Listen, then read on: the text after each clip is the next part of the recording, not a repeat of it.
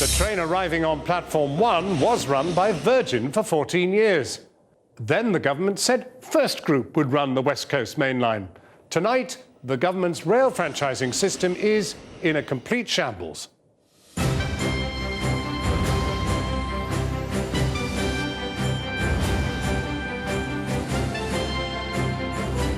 It is a fiasco that will cost taxpayers at least £40 million and almost certainly a lot more. It wiped almost £250 million off First Group's value today. Ever since August, the government has been staunchly defending the process they'd used to strip the West Coast train franchise away from Virgin and hand it to First Group. Sir Richard Branson called the decision then insane. They implied he was just a bad loser. Now, with his court challenge fast approaching, they've suddenly found significant technical flaws and scrapped the deal and suspended three civil servants. Our political correspondent, Michael Crick, has this report. Virgin Trains were to hand over to First Group just 2 months from now. But late last night, the Transport Secretary slammed on the brakes. Today, as he spoke of unacceptable mistakes, Patrick McLaughlin's department suspended 3 civil servants. 2 of them senior.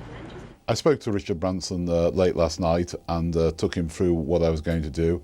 You know, we've got to learn lessons from what is basically a completely unacceptable situation that we find ourselves in. Naturally, I was quite shocked, bitterly disappointed after all the very hard work that my team put in, knowing that we had a good bid, a bid that would have helped the users on the line, would have put more people on the line, would have been the best bid for the taxpayers. So we were really gutted, as you would expect.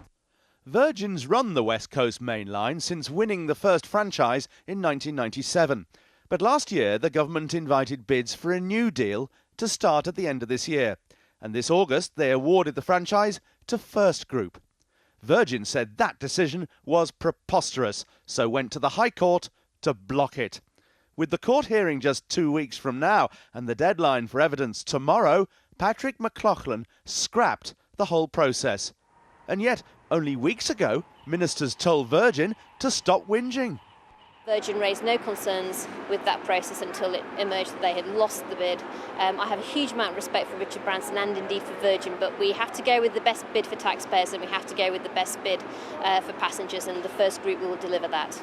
Transport is not a happy department, having lost a quarter of its top staff in the cuts. Last month, Justine Greening was moved after less than a year, so Patrick McLaughlin became the 3rd Transport Secretary since the election. And Philip Rutnam, here, the permanent secretary who greeted him, the 3rd in that top post in the same time. But for Labour, the failings go wider. What can you say about a government that is so incompetent that they can't even get the awarding of a franchise right? It is a disgrace that it is going to cost £40 million and perhaps more of taxpayers' money because they have so bungled this franchise. This decision doesn't just raise questions about the government's overall competence, but also the whole future of the rail franchising system. And it's bound to encourage those who've long argued that franchises should be scrapped and that the railways should be renationalised. What's more, those fighting the planned HS2 route from London to the north today said that's based on the same bullish passenger figures behind the West Coast deal. Yet more problems for ministers about to book trains to the Tory conference in Birmingham this weekend. Virgin Trains, by and large. So what precisely did the Department of Transport get so wrong, and what does it mean for other rail franchises, 2/3 of which are up for renewal in the coming months?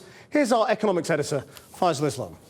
Chris, the Great Train debacle raises a big question mark, not just over basic government competence, not just how rail franchises are awarded, but about the integrity of the entire system. The core of the dispute is about the annual payments promised in return for running the West Coast for a franchise that the government said should last up to 15 years. Here are Virgin's projected payments. They grow to about £1.3 billion a year. But look at this. For 9 years, First Group offered roughly the same payments each year as Virgin. But after that, it starts promising significantly more. Why and how? The government was impressed by the First Group claims about a passenger boom in the 2020s. Can these extra payments, £700 million in real terms, ever really happen? Rail companies, First itself included, have pulled the plug in the past.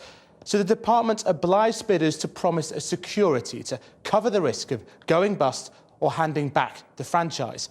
Virgin was told it would have to put up £40 million, but First Group had to put up £200 million. Virgin's always argued that this was hopelessly unrealistic. Its calculation, First Group should have put up at least £600 million, a claim First Group contests. So today the department did admit mistakes in the way it calculated this number. Staggeringly, a mistake as basic as failing to account for inflation. But is it really only down to a dodgy government calculator? The big unknown, why did both the Department for Transport and First Group make precisely the same mistake in calculating these bullish numbers? In fact, under strict EU bidding laws, senior transport officials only interrogated the raw numbers underpinning their decision after Virgin went to the courts. What's certain, it's going to cost us. Immediately, taxpayers will fork out over £40 million to cover the costs of all the companies who bid for the West Coast. But 3 more franchise negotiations, including Great Western and Thameslink, have now been paused. The nightmare is if a raft of franchise renegotiations are delayed or subject to legal action. That matters because it could cost the government hundreds of millions rather than tens. So is the franchise process itself fundamentally flawed? Today's events are a blow to confidence for everyone, including our members, but that's why it's important the department holds its reviews, reaches some good conclusions after engaging with everyone who has a stake in this process and gets it back on course. Including the West Coast, 2/3 of the rail network is up for refranchising in the next couple of years. The government's hope that this is an isolated miscalculation, but the inquiries now underway could raise even more question marks about the entire rail system. Krish.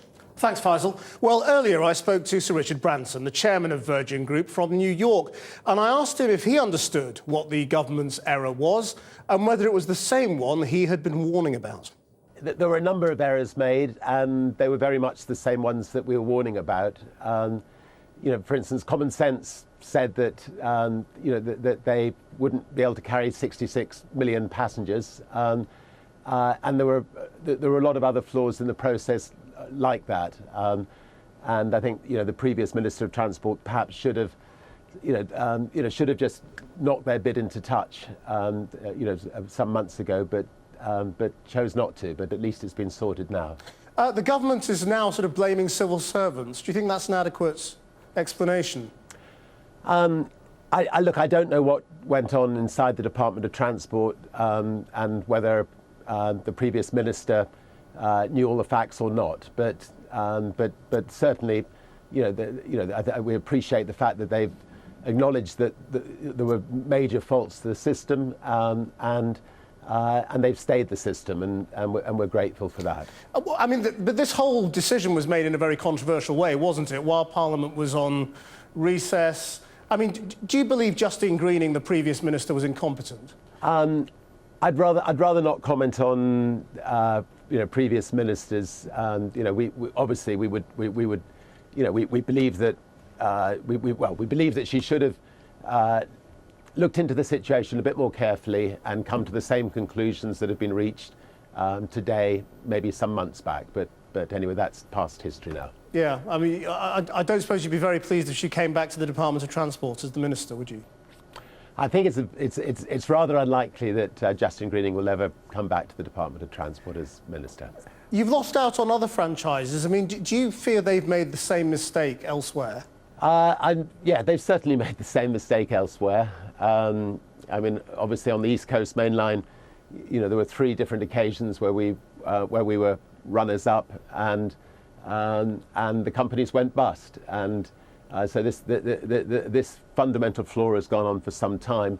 It needs to be put right, and I'm sure it will be put right. Given everything you've said, is it fair to say that you don't have confidence in the way the government is running these franchises?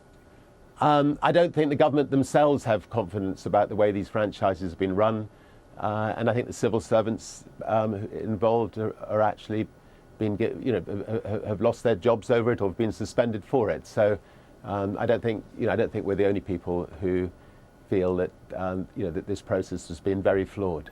So, Richard Branson. So the Virgin boss thinks politicians were to blame as well as officials. But what about Simon Burns? He's the newly appointed Transport Minister. I asked him earlier if he and the government are even fit to run a railway.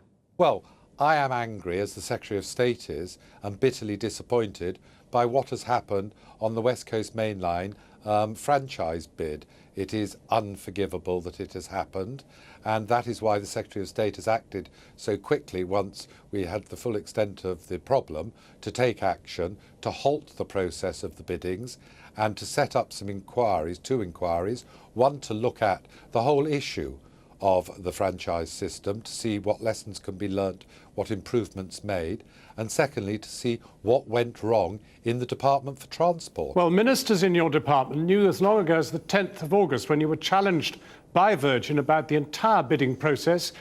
You were asked 11 key questions which were never answered, and it's only because this went to law and you had the danger of losing the vastly expensive legal case that you caved in. That isn't quite accurate explanation of the sequence of events. The fact is, as the inquiries so far have shown that have led us to where we are today, that ministers did not know. They were taking advice from officials. Officials constantly assured them Bad ministers robust. blame their officials, Minister. And I noticed that you have suspended 3, but the former Secretary of State for Transport very recently, Justin Greening, is absolutely left free to roam the world for the Department of International Development. What is going to happen to the ministers that were involved in this? This is a political issue. You cannot simply blame your officials. No, what I have said and what has become apparent is that ministers were given what they believed was robust advice, that they constantly probed to make sure that everything was accurate, that they were being told before they were able to reach a decision that was announced on the 15th of August. They were given those assurances, and we now find out that, sadly, those assurances were given wrongly to ministers. On the 10th of August, Sir Richard Branson provided you with an independent report that he had commissioned, which detailed precisely what you now know. So serious were the concerns about that report that you suspended publication of the West Coast decision for 24 hours. You knew about this. You ministers knew about it. You did nothing about it, and now you're blaming your officials. No, I'm sorry, I don't accept that interpretation of what happened. It has been quite clear from the work that has been done within the department that ministers were not aware of the full extent of the problems that have now just emerged. They sought assurances, they sought advice, they were given assurances that the procedures were robust and that everything was being done correctly.